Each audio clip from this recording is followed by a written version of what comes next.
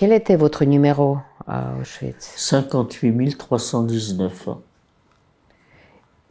Et vous savez le dire en allemand, comme on vous a obligé?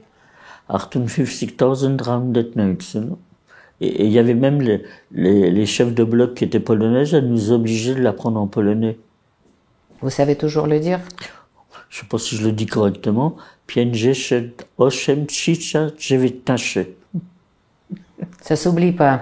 Et vous voyez, j'ai de la mémoire, hein. J'ai plus mes jambes, mais j'ai toujours ma tête.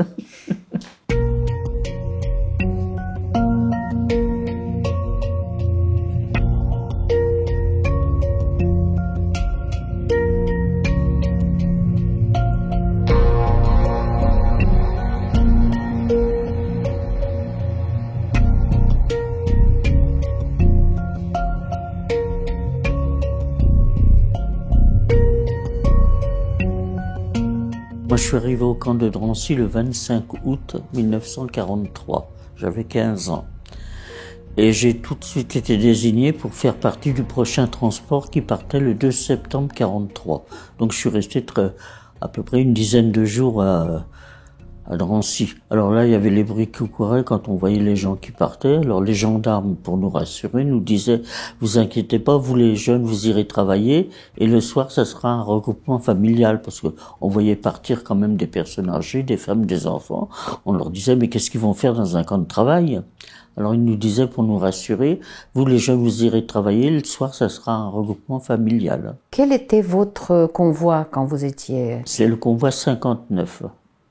Vous étiez combien de personnes? Tous les convois étaient d'un minimum de 1000 personnes. Combien de temps durait votre voyage? 3 jours.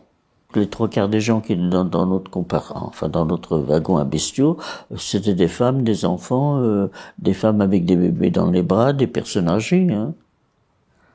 Alors évidemment, ça a été assez pénible parce que, alors ils nous avaient mis un seau d'eau pour boire, parce que le 2 septembre il faisait trop chaud. Et ils nous ont mis un tonneau pour des besoins hygiéniques. Et puis les portes se sont fermées.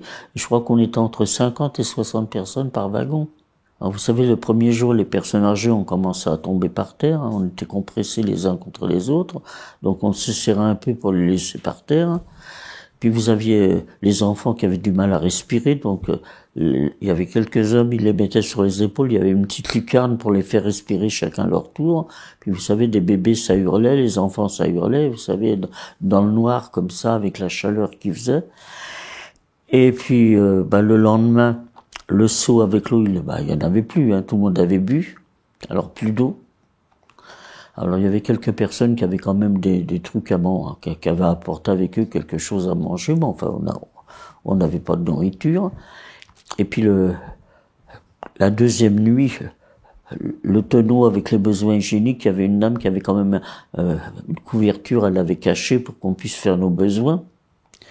Le tonneau, pendant la nuit du deuxième jour, il s'est renversé. Vous savez, avec le soubresaut du train. Et puis on est arrivé le 3e jour, vous pouvez vous imaginer dans quel état on est arrivé, et là les portes se sont ouvertes. C'est là qu'on a vu, on est arrivé sur un immense quai qu'ils appelaient la Judenrampe, la rampe des Juifs. Et là évidemment les portes se sont ouvertes, et puis on a vu arriver les capots à coups de matraque pour nous faire descendre des wagons à bestiaux là. Alors, évidemment ça a été la véritable pagaille, parce que il n'y a pas de marchepied, les premières personnes ont réussi à sauter puis sont tombés. Enfin, les Allemands étaient bien organisés pour mettre tout le monde en place. Et puis là, on a vu arriver sur le quai un premier commando. Enfin, c'était des déportés avec leur pyjama rayé, mais tout maigre. Ils faisaient partie d'un commando spécial. Alors eux, ils venaient récupérer les bagages et sortir les personnes qui étaient mortes pendant ce voyage. Et alors, vous aviez beaucoup de femmes qui avaient un bagage à main, vous voyez, un sac avec quelques affaires. Alors, ils avaient quand même l'ordre de récupérer aussi le bagage à main. Et alors, ils passaient derrière nous, parce qu'ils n'avaient pas le droit de nous parler, en nous disant « Ne prenez pas d'enfants avec vous, donnez-les aux personnes âgées ». Alors, on comprenait pas, parce que ces femmes qui avaient plusieurs enfants, on en prenait un ou deux pour s'en occuper, pour les soulager un petit peu. Alors on comprenait pas, et puis après ils sont partis avec tous les bagages à main, et on est resté sur le quai. Et là il y a un Allemand qui est arrivé avec un haut-parleur, en disant que les personnes fatiguées, âgées, les enfants, les femmes, le camp était à quelques kilomètres, ça leur faciliterait l'arrivée au camp.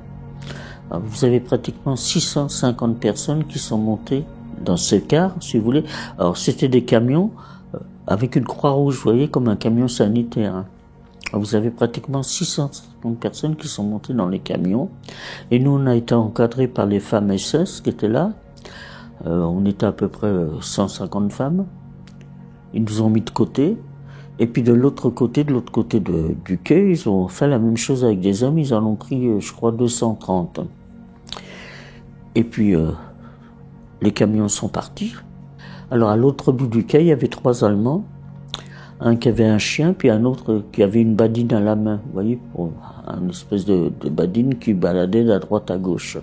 Alors là, ils nous ont fait défiler une par une devant ce SS, qui nous regardait des pieds à la tête. On a été sélectionnés à 106 femmes. Donc, en fait, il n'y a que 106 106 personnes femmes qui sont rentrées dans les camps et les autres sont allés directement au crématoire. Et ça, on ne le savait pas, ils étaient montés dans les camions. Alors nous, quand on est arrivé devant la porte du camp, enfin devant l'entrée du camp, le grand portail s'est ouvert. Auschwitz fait à peu près 175 hectares. Donc, vous voyez la grandeur du camp. Et l'allée centrale fait à peu près 10 kilomètres. La spécificité du camp de Birkenau, on n'avait pas le droit de marcher, il fallait courir. Il fallait toujours être en mouvement. Alors, on avait les capots derrière qui nous tapaient dessus pour qu'on court. Et puis quand on a commencé, quand les portes se sont ouvertes, on a vu une espèce de fumée noire qui sentait mauvais. Et à Drancy, j'avais fait la connaissance d'une jeune fille qui avait 6 ans de plus que moi. Elle avait 21 ans. Donc, elle était parmi les 106 femmes. Alors, elle me dit, mais qu'est-ce que c'est que ces fumées qu'on voit? On se posait des questions. Alors, je lui dis, on nous a parlé d'un camp de travail. Je lui dis, ça doit être des usines.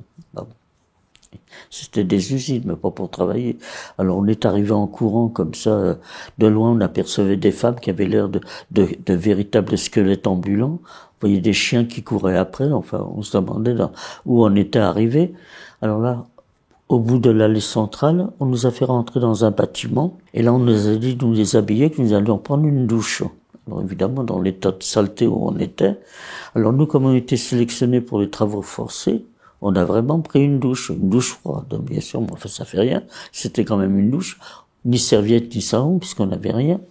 Et une fois que ça a été fait, on nous a remis dans un autre bâtiment qui était annexe, à côté, où il y avait des grandes tables avec des hommes derrière, avec les pyjamas rayés, mais c'était des prisonniers politiques. C'était pas des juifs, mais enfin il y avait beaucoup de Polonais, d'Ukrainiens, mais qui n'étaient pas juifs. Alors ils ont commencé par nous raser entièrement, et ils nous ont tatoué un numéro sur le bras, en nous disant que maintenant nous n'avions plus d'identité, et que dès l'instant où on était interpellé au camp, il fallait qu'on donne notre numéro. Donc vous savez, quand vous parlez pas l'allemand, apprendre un numéro à 5 chiffres, c'est pas évident. Alors vous aviez les femmes allemandes qui passaient dans les rangs et qui interrogeaient une femme au hasard, comment tu t'appelles? Vous savez, quand vous arrivez d'un pays civilisé, vous donnez votre nom.